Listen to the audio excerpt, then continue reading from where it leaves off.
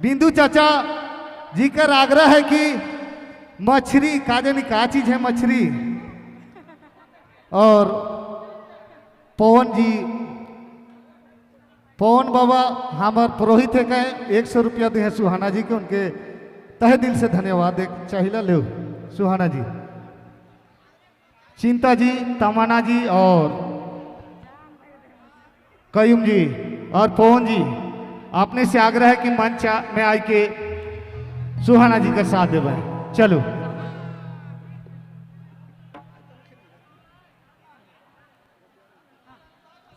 ए भैया, थोड़े सा तोहरे मन से विनती है, पीछे हो जावा।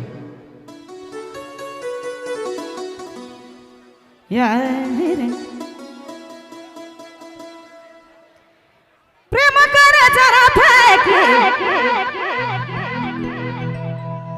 मोके बाझले, अरे मोके तो बाझले से थी ठगी देले। सोना मछली के बाझाएला, ओहो मछली के बाझाएला जैसा ठगी देले। ये संगीनी मछली के बाझाएला, अरे मछली के बाझाएला जैसा ठगी देले।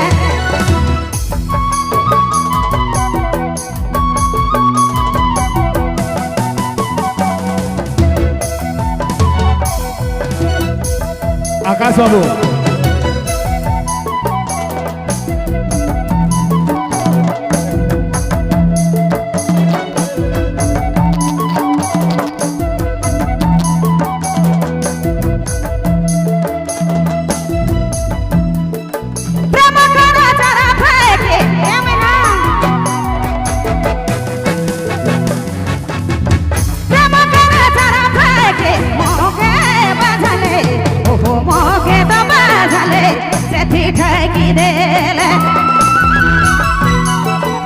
संगे मछली के बाझाएला, ओहो मछली के बाझाएला जैसा ठगी देले। ये सोना मछली के बाझाएला, अरे मछली के बाझाएला जैसा ठगी देले।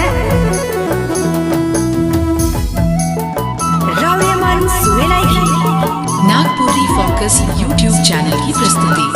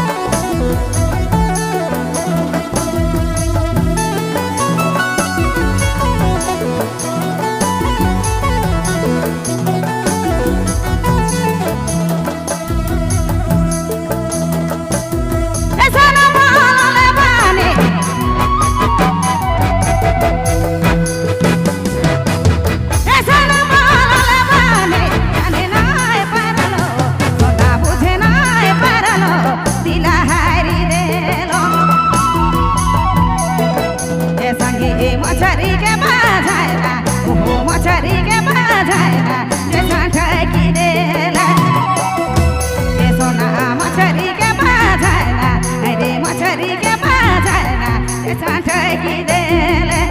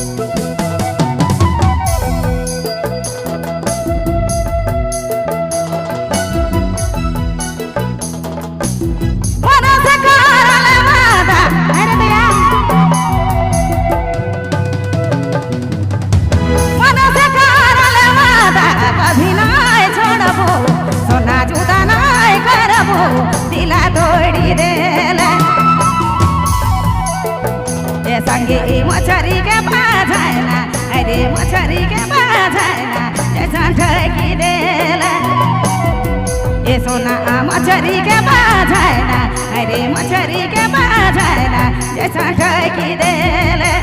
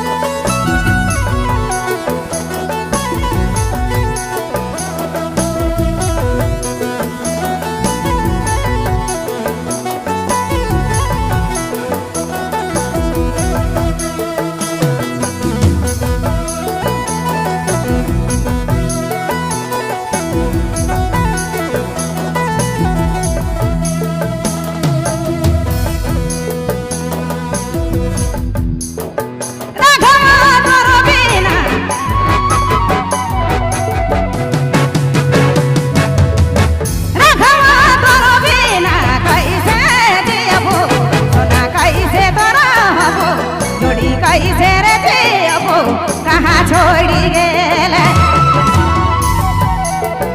ए संगे मछरी के बाझाएला अरे मछरी के बाझाएला जैसा ठकी देले ए सोना मछरी के बाझाएला अरे मछरी के बाझाएला जैसा ठकी देले सोना मछरी के बाझाएला ओहो मछरी के बाझाएला जोड़ी मछरी के बाझाएला जैसा ठकी जोड़ी ठकी राजा ठकी देले